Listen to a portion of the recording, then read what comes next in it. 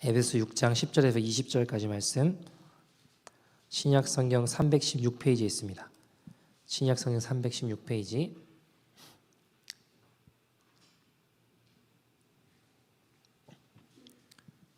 Ephesians chapter 6 verse 10 to 12입니다.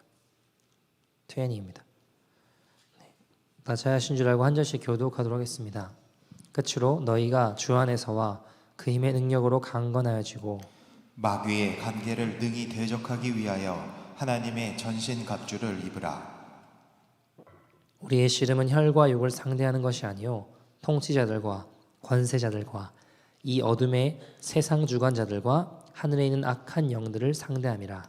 그러므로 하나님의 전신 갑주를 취하라. 이는 악한 날에 너희가 능히 대적하고 모든 일을 행한 후에 서기 위함이라. 그런즉 서서 진리로 너희 허리띠를 띠고 의의 호신경을 굳히고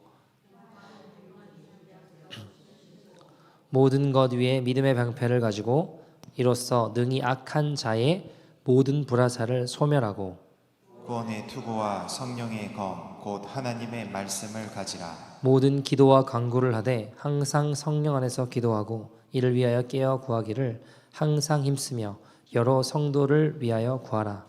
또 나를 위하여 구할 것은 내게 말씀을 주사 나로 입을 열어 복음의 비밀을 담대히 알리게 하옵소서 할 것이니 이 일을 위하여 내가 쇠사슬에 매인 사신이 된 것은 나로 이 일에 당연히 할 말을 담대히 하게 하심이라.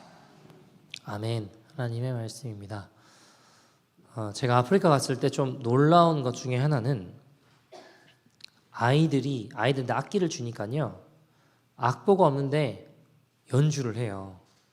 그 들으면 그 음악을 똑같이 따라하더라고요. 아니, 음악을 공부하지 않았어요? 근데 들으면서 그걸 똑같이 흉내내더니 다 하더라고요. 음악을 즐기고 그 악기를 다루면서 음악을 막 연주를 하니까 사람들이 흥겨워하고 좋아하며 같이 악보도 없이 똑같이 하던 그런 많은 음악들을 보게 되었습니다. 근데 저는요, 도레미파 솔라시도 알고 화성도 조금 알고요. 그리고 악보도 볼 줄 알아요. 근데 못 쳐요. 악기 주면 못 다룹니다.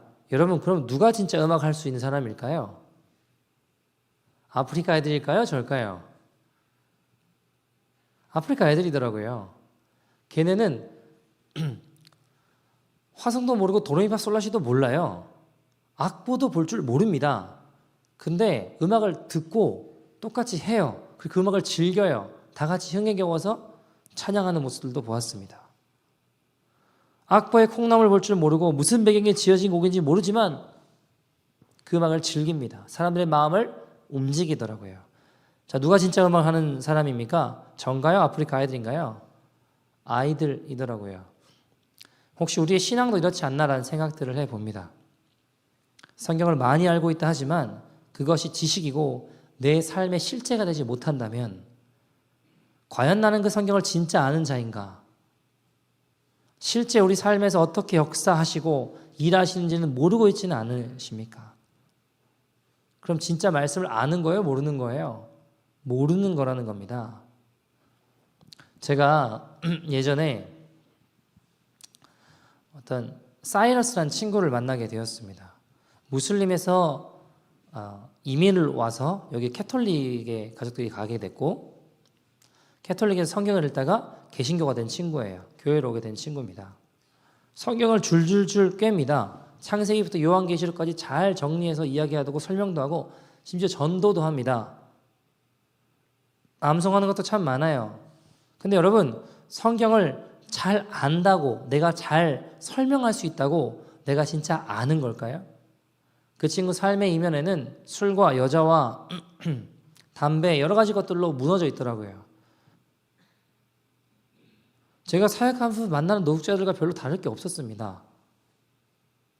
그리고 이거 왜 이러냐라고 물어보면 그 친구는 그렇게 이야기하죠. 육신이, 마음은 원이로되 육신이 연약해서 그렇다고. 여러분, 그런데 그 말씀은 누가 누구에게 하신 말씀이에요? 예수님이 제자들에게 하신 말씀입니다. 그죠? 제 아들이 스스로 내가 마음은 원이로되 육신이 연약해서 그렇다고 한 적이 없어요.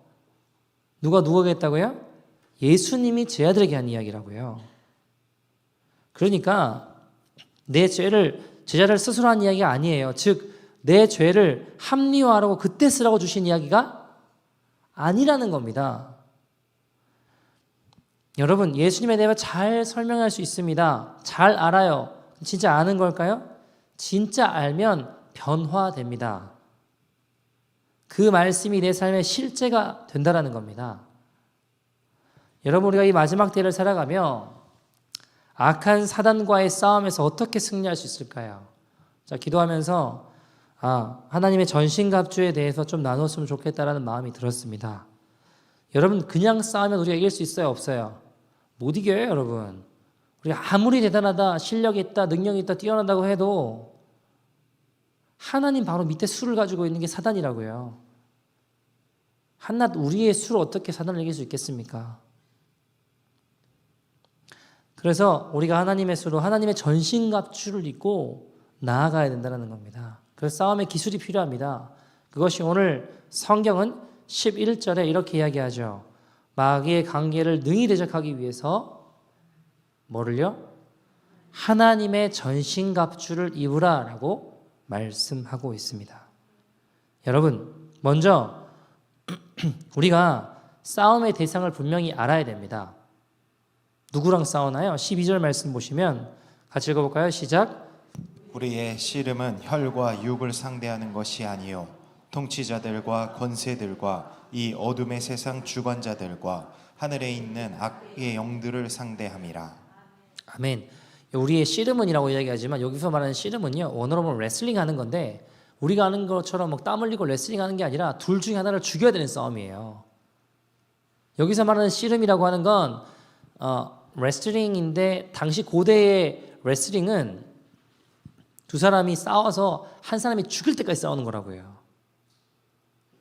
그냥 뭐 좀 씨름하고 좀 싸우고 이런 정도의 차원이 아니고 둘 중에 하나가 죽어야 끝나는 거라고요.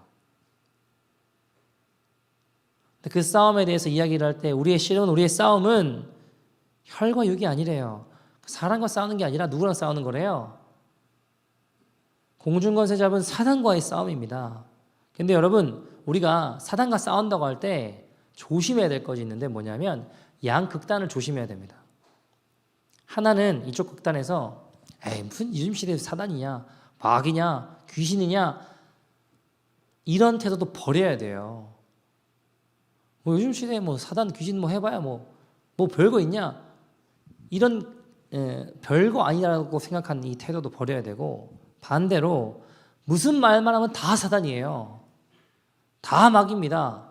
이 태도도 잘못된 신앙입니다. 왜요? 여러분, 다 사단이 하는 거면 우리가 회개할 것이 뭐가 있습니까? 다 사단인데. 내가 잘못하고 내가 실수하고 내가 죄진 것에 대해서 우리가 회개해야죠. 그래서 사단이 했던 거라면 우리가 왜 회개를 하냐고요. 여러분, 분명히 사단이 역사합니다. 그래서 사단을 대적해야 됩니다. 그러나 이 영적 세계를 너무 안일하게 보고 사단을 무시해도 문제고 너무 크게 봐서 말만 하면 사단으로 보는 것도 조심해야 됩니다. 자, 그럼 여러분, 사단을 대적해야 되는데 사단은 어떻게 역사할까요? 사단의 전략이 뭘까요? 여러분, 우리가 하나님의 전신갑주를 취한다고 했는데 방패도 들고 구원의 투구도 쓰고 의의 흉배도 붙이고 또 뭐 칼도 들고 다 했어요. 근데 사단이 딱 앞에서 총 들고 나타나면 어떻게 되는 거예요? 우리는 구원의 투구 쓰고 칼도 들고 방패 들었는데 사단이 총 들고 나타나면 그 사단이 뭘 공격하는지 어떻게 하는지를 잘 알아야 됩니다. 사단은요, 예나 지금이나 의심으로 공격합니다. 여러분, 수십 년 부부 생활을 해도 의심이 들어오면 둘 사이에 어려움이 생기더라고요. 마찬가지로 아담과 하와를 보세요. 뱀이 하와를 어떻게 꼬셨나요? 하나님 말씀에 대해서 의심하게 만들잖아요. 선악을 따먹으면 죽어 라는 말에 뱀이 뭐라고 해요? 안 죽어.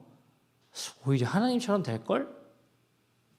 그 의심이 들어오니까 반드시 죽어라고 했는데 어떻게 돼요? 죽을까 하노라 이러고 있고 결국 하나님 말씀에 불순종하고 먹은 거 아닙니까? 여러분, 의심을 통해서 사단이 궁극적으로 원하는 건 뭘까요? 우리를 죽이려고 하는 거예요. 그러면 이 의심을 이기는 가장 강력한 무기가 뭘까요? 의심을 바꿀 수 있는 건 뭘까요? 믿음입니다. 오늘 성경의 표현대로라면 믿음의 방패를 가지라라고 이야기하잖아요. 그죠? 다음 주부터 하나씩 쭉 살펴볼 텐데 여러분, 믿음으로, 그런데 제가 질문 드려볼게요. 그럼 믿음으로 살기가 쉬워요? 어려워요? 대답을 안 한다고 피해갈 수 있는 건 아닙니다. 여러분, 믿음으로 살기가 때로 어려울 때가 있잖아요. 그죠? 오늘 말씀을 보면서도 우리가 그래 하나님 말씀대로 믿고 살아야지 하는 것보다 세상의 처세술이나 세상에 돈 많이 번 사람의 이야기가 성경보다 더 귀에 잘 들어오거나 더 의지되지 않으십니까? 더 신뢰되지 않으세요? 우리가 이 마지막 때에 악한 사단의 관계를 능히 대적하기 위해 하나님의 전신갑주를 입으라 라고 했는데, 말씀하셨는데, 여러분이 하나님의 전신갑주가 어떻게 느껴지세요? 사진 한번 보여주시겠어요? 첫 번째 사진. 자, 이렇게 멋있게 정말 저렇게 입고 싸우면 이길 수 있을 것 같고 다 막을 수 있을 것 같고, 구원의 투구와 의의 흉배와 복음의 신과 믿음의 방패와 성령의 검과 이렇게 이 말씀 또 이 전신갑주를 입으면 이길 수 있을 것 같아, 이렇게 보이세요? 아니면 다음 그림 한번 보여주시겠어요? 이게 돈키호테인데 하나님 전신갑주가 이렇게 생각이 되세요. 누가 보더라도 저거 무슨 싸움을 하겠나 싶잖아요. 지금 보면 돈키호테 보면 저런 꼬라지를 하고 무슨 싸움을 하겠나. 하나님의 전신갑주를 여러분 어떻게 생각하시냐는 겁니다. 하나님 말씀을 어떻게 생각하시냐는 겁니다.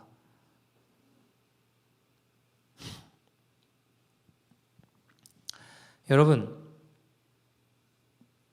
돈키호테가 쓴 아주 무력해 보이는 갑옷 정도로 실제로 하나님 말씀을 믿고 있지 않냐는 겁니다. 말로는 하나님 전신갑주 있는 것이 중요하다라고 하는데 실제 우리의 삶에서는 이 전신갑주를 그저 이 돈키호테의 허무맹랑한 당시 기사들을 비꼬는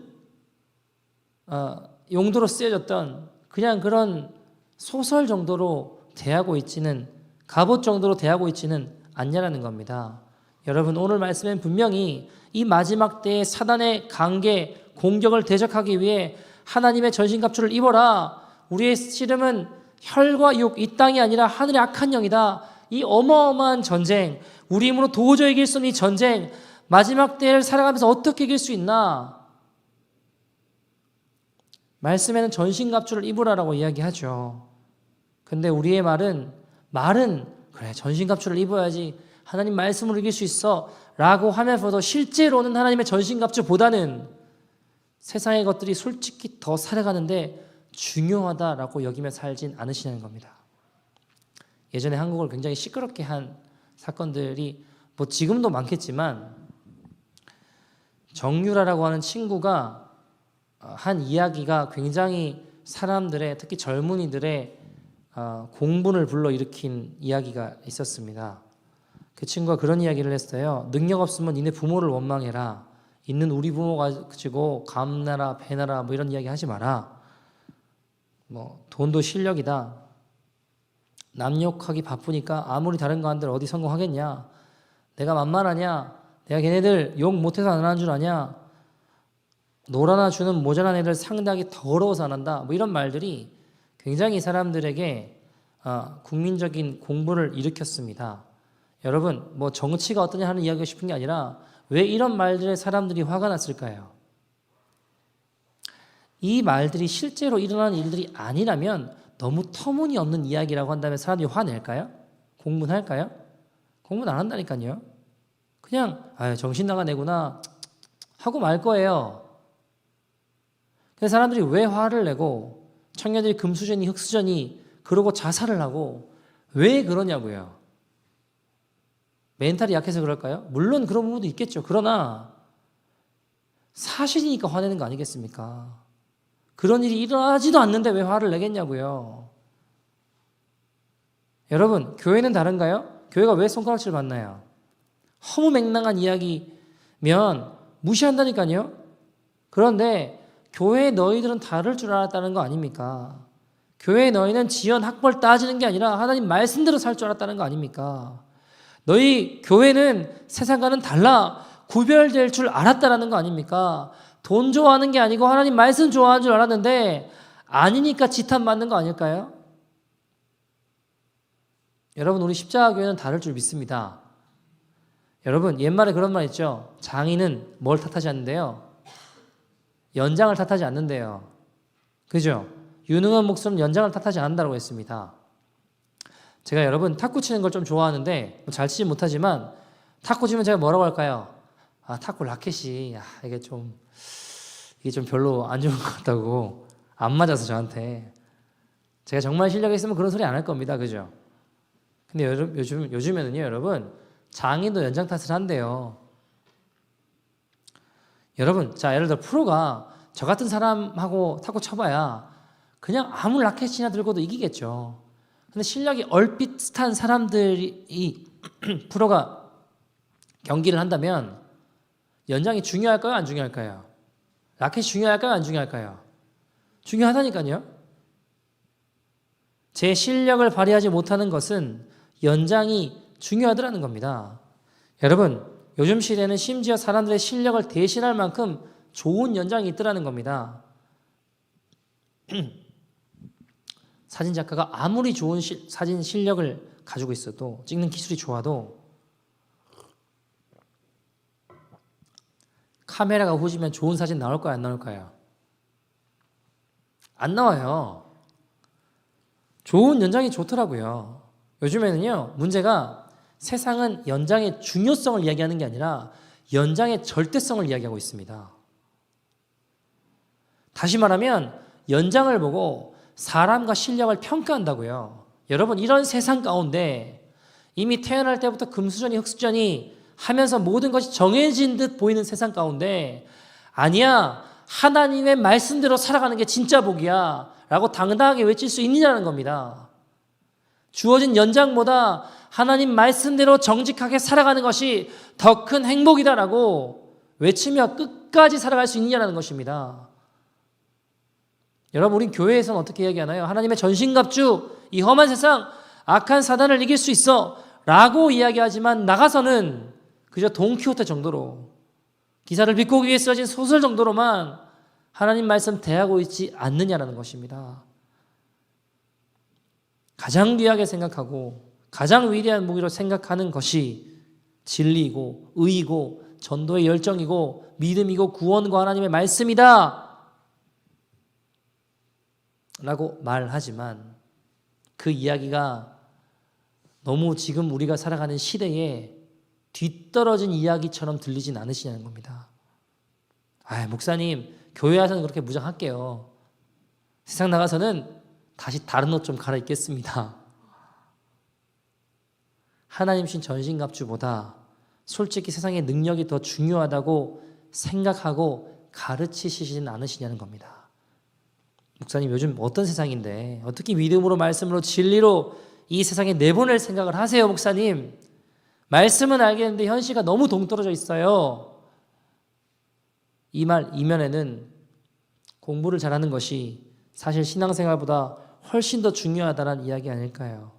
이 땅에서 정직하게 살고 믿음으로 살고 말씀대로 살고 하나님 사랑하는 마음으로 살도록 하는 것보다 내가 원하는 것은 어떻게든 얻어내고 뺏어내는 게 이 험한 세상을 사는데 더 편리한 일이다 라고 생각하지 않으시는 겁니다. 이 세상이 얼마나 험한 세상인데 이런 말씀의 검, 진리의 허리띠, 믿음의 방패, 이런 무장으로 어떻게 세상을 싸울 수 있습니까? 라고 말하진 않지만 생각하고 계시지는 않으시는 겁니다. 성경을 읽으며 하나님 말씀대로 살아간다 라고 하는 건 뭔가 환상에 빠진 사람들의 이야기가 아니라는 겁니다.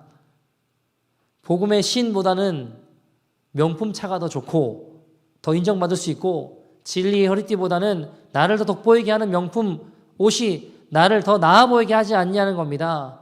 구원의 투구보다는 세상의 지위와 감투가 더 실용적이다.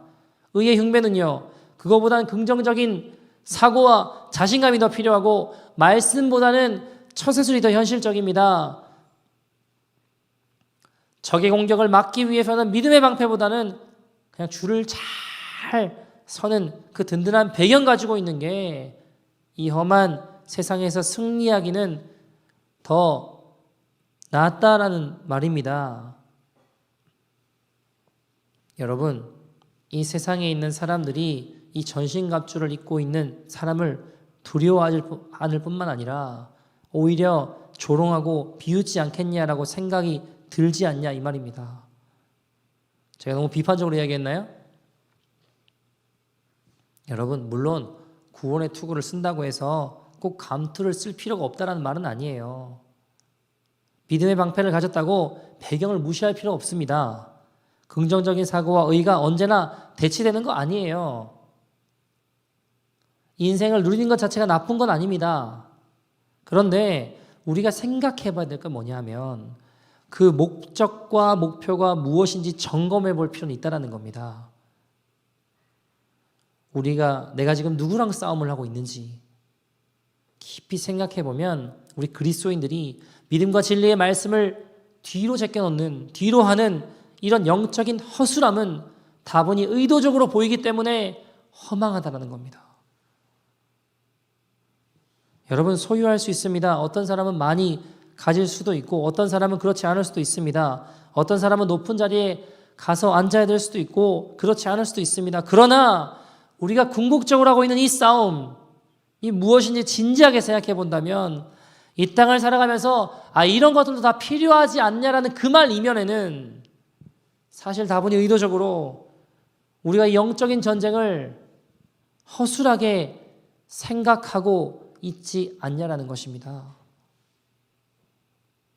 여러분, 우리의 우선순위는 하나님이십니다. 하나님 결단코 그 자리를 양보하지 않으십니다.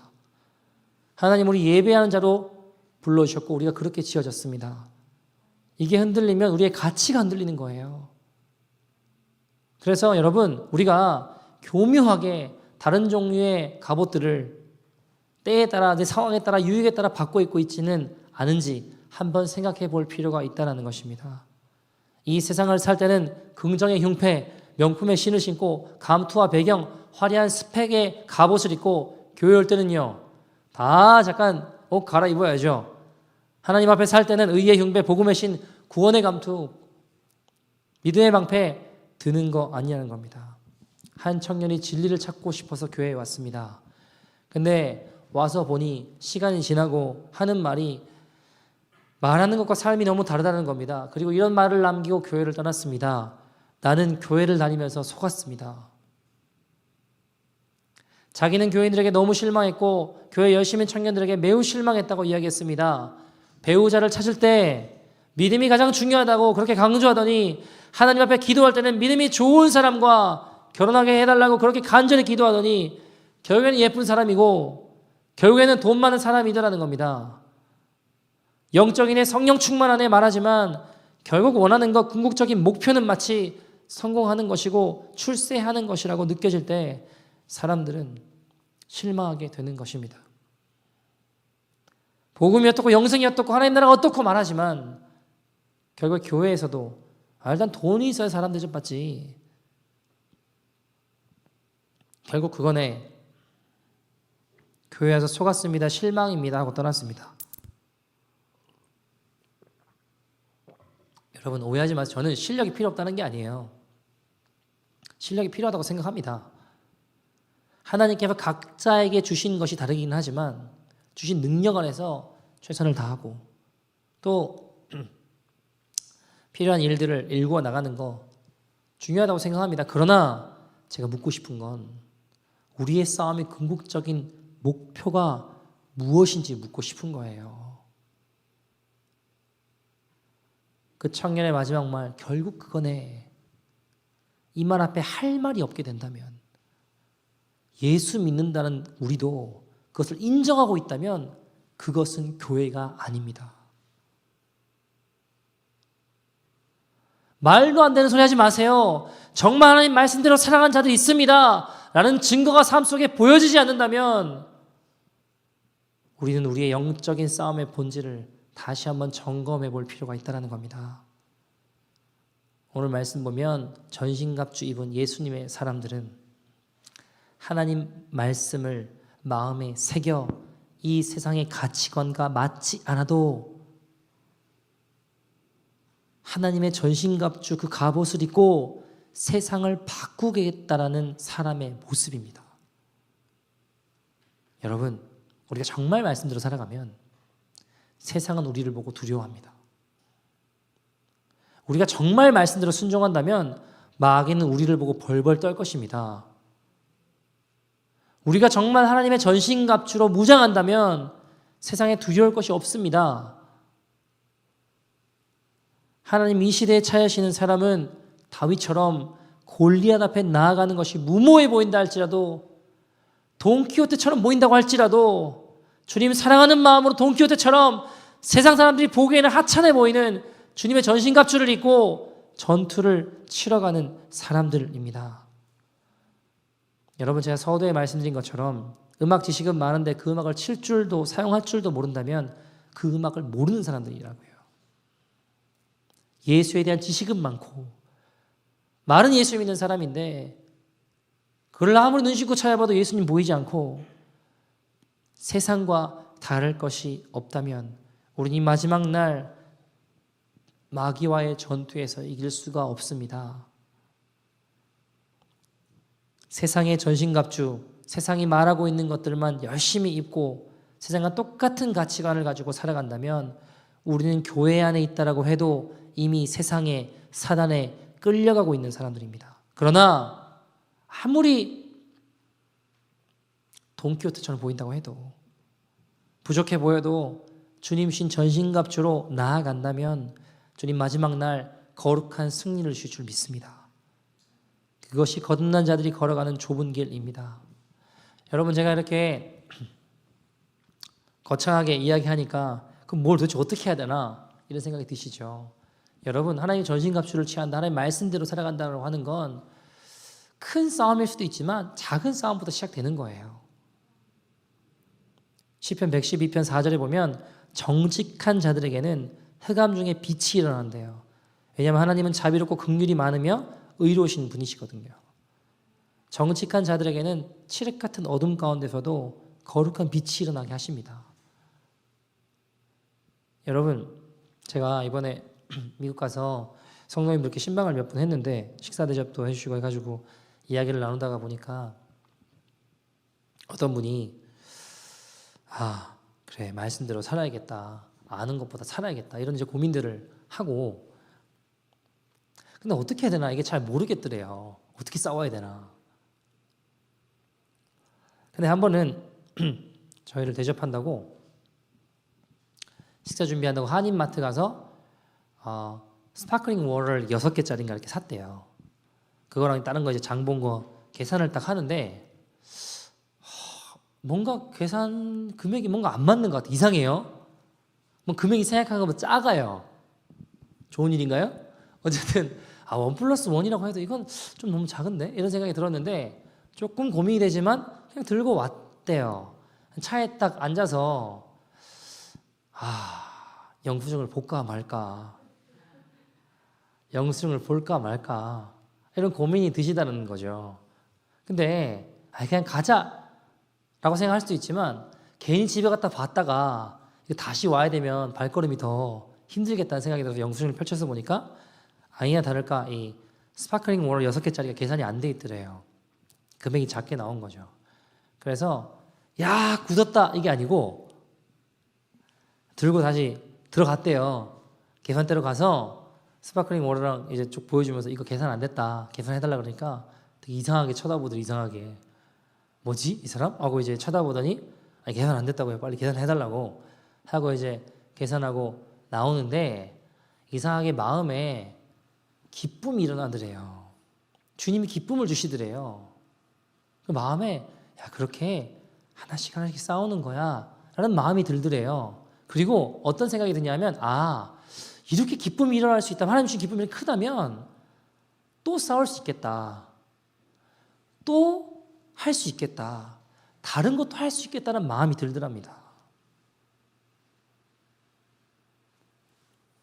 세상 방법이 아니라 돈 굳었다 이게 아니라 흑암 중에 빛이 일어나는 정직한 자의 길로 걸어가니까 하나님 이런 기쁨을 주신다면 나 할 수 있겠다. 또 할 수 있겠다라는 생각이 들더라는 것이죠. 여러분 이렇게 말씀 붙잡고 믿음 붙잡고 작은 싸움을 싸우며 걸어가는 거예요. 그때 주님 주시는 기쁨이 있습니다. 그럼 이길 수 있습니다. 다음 주부터 하나님의 전신갑주를 진리의 허리띠부터 하나씩 살펴볼 텐데 우리가 이 거대해 보이는 세상 앞에서 주님의 전신갑주를 붙잡고 승리하는 인생 되기를 소원합니다. 한 이야기 드리고 말씀을 좀 마치죠.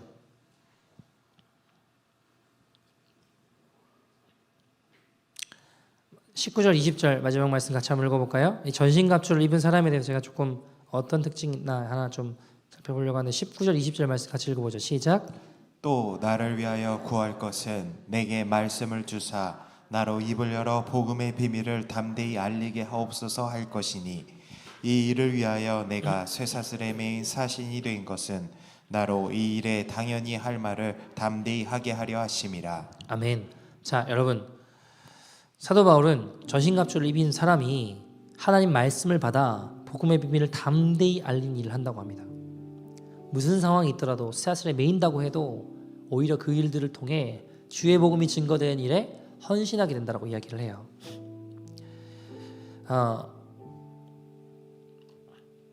일제시대 때 한국 감리교의 위대한 어른이 계십니다. 예수 믿는 사람을 그때 잡아다가 고문하고 죽이고 막 했거든요. 손톱 발톱 다 뽑고 죽이고 막 고문하고 그랬어요. 끝까지 신사참배하지 아니한 목사님이 아니고 전도사님이 아니고 권사님이 계셨습니다. 최인규 권사님이라는 분입니다. 하루는 이 일본 순사들이 최인규 권사가 너무 괘씸한 거예요. 언제까지 가나? 네가 예수 믿나 안 믿나 내가 한번 보자. 이 신앙을 꺾어버리겠다 해가지고 버릇을 고쳐줘야겠다.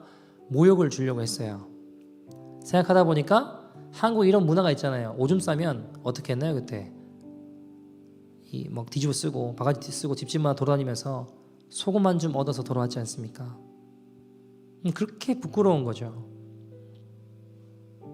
그래서 애들이 그거 하고 나면 오줌 다시 안 싸고 이런 이 문화가 있었잖아요.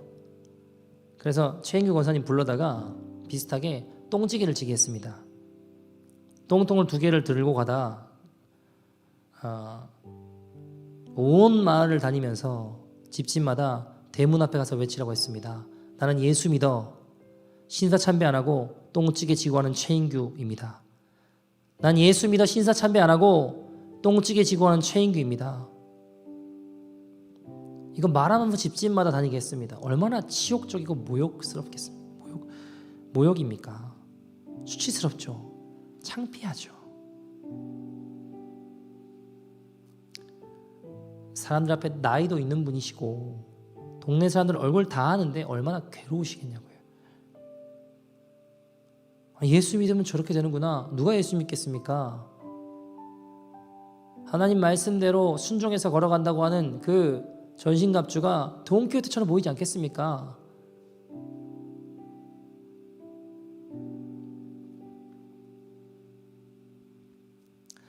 한 번은 성도님들 집에 가게 되었어요. 난 예수 믿어 신사참배하고 똥찌개 지는 최인규입니다. 이렇게 말했을 때 그 성도님들 집을 다녔는데 신사참배했던 성도님들이었거든요. 얼마나 속이 상하겠나요? 내가 뭐 예수님 배신하고 싶어 배신했습니까? 감옥 끌려가면 우리 부인 어떡합니까? 우리 아이들 어떡합니까? 내가 고문받다 죽으면 우리 어머니는 어떡합니까? 어쩔 수 없어서 잠시 고개 까딱 숙이고 왔는데 안 그래도 양심의 가책을 느끼고 괴로운데 왜 우리 집 앞에 와가지고 내 마음을 괴롭힙니까?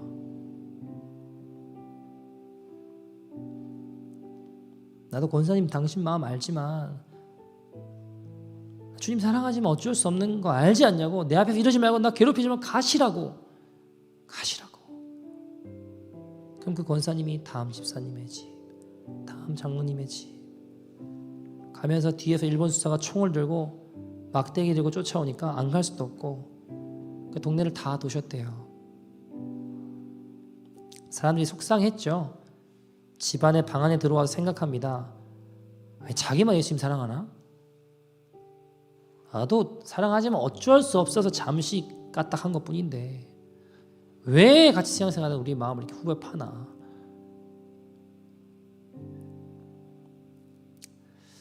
밖에 소란스러운 소리가 들려서 하고 내다봤더니 일본 순사가 이 더러운 조생진 하면서 채찍질하면서 막대기로 권사님을 막 때리는데 지고 있던 똥지개를 권사님 머리에 확 부어버렸습니다. 네가 언제까지 그렇게 예수는 부인하지 않고 사나 보자. 네가 언제까지 그 복음 들고 붙잡고 사나 보자. 끝까지 해보자. 내가 너를 죽여서라도 예수 못 믿게 하겠다. 그렇게 하는데 그 권사님이 똥을 덮어쓰고 또 똥지개를 짊어지고 다음 집을 향해 얼러가는 온덕길을 보는데 그걸 보고 있는 성도들 눈에 예수님의 골고다가 보이는 겁니다. 순사들은 채찍질하고 막대기로 어깨에 탁 들이치는 순간 그 집안에 앉아있던 신사참배했던 성도들이 그 뒷모습을 보며 예수님이 보이는 겁니다.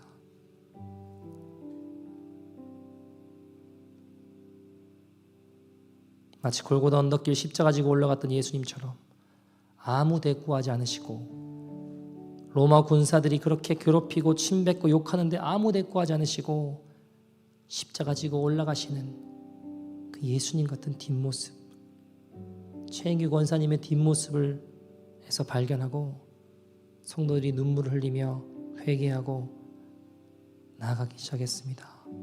그 권사님을 쫓아가 이야기합니다. 권사님, 내가 잘못했습니다. 내가 마음 식어져 복음 버리고 예수님 부인했습니다. 나 한 번만 용서해 주십시오. 나 어떻게 하면 하나님 앞에 예수님 앞에 용서받을 수 있겠습니까? 그렇게 울며 회개했다는 한국교회의 위대한 이야기가 있습니다. 여러분, 사단은 최인규 권사님을 헤아려 했지만 사실 최인규 권사님을 두려워했던 겁니다. 사단이 승리한 것 같으십니까? 아니요. 하나님의 전신갑주를 입은 최인규 권사님이 이기신 겁니다. 왜요? 그를 통해 수많은 자들이 돌아왔으니까. 사단이 가장 두려워한 일들이 벌어진 것 아니겠습니까? 사단은 패배했습니다. 주님이 승리하셨습니다. 우리가 이 시간 같이 한번 기도했으면 좋겠는데 그 최인규 권사님이 똥물을 다 뒤집어 쓴 그 모습으로 우리에게 이야기합니다. 고개 숙인 이 시대의 교회여, 신앙이 변질되고 식어버린 성도들이여, 세상의 갑옷을 붙잡고 기웃거리는 성도들이여, 이제 그 옷이 아니라 하나님의 전신갑주를 입으십시오. 다시 복음을 들으십시오. 복음 앞에 나오십시오. 예수님께 돌아오십시오. 믿음의 방패를 들고 끝까지 승리하십시오. 우리 믿음의 선배가 이야기합니다. 사도 바울이 이야기합니다. 예수님이 이야기하십니다. 주 안에서와 그의 힘의 능력으로 강건하여지고 마귀의 관계를 능히 대적하기 위하여 하나님의 전신갑주를 입으라. 하나님의 전신갑주를 취하라. 이는 악한 날에 너희가 능히 대적하고 모든 일을 행한 후에 서기 위함이라. 하나님, 이 시간 우리의 심령에 세상의 전신갑주가 더 강력하다고 생각했던 우리의 모습을 회개하고 이제 주의 말씀 붙잡고 승리할 수 있는 최인규 권사님 같은 믿음의 인생이 되게 하여 주시옵소서. 하나님, 주님의 전신갑주를 붙잡고 내 힘으로 이길 수 없지만 하나님의 전신갑주를 의지합니다. 역사하여 주시옵소서. 사단을 이기는 예수님의 사람 되게 하여 주시옵소서.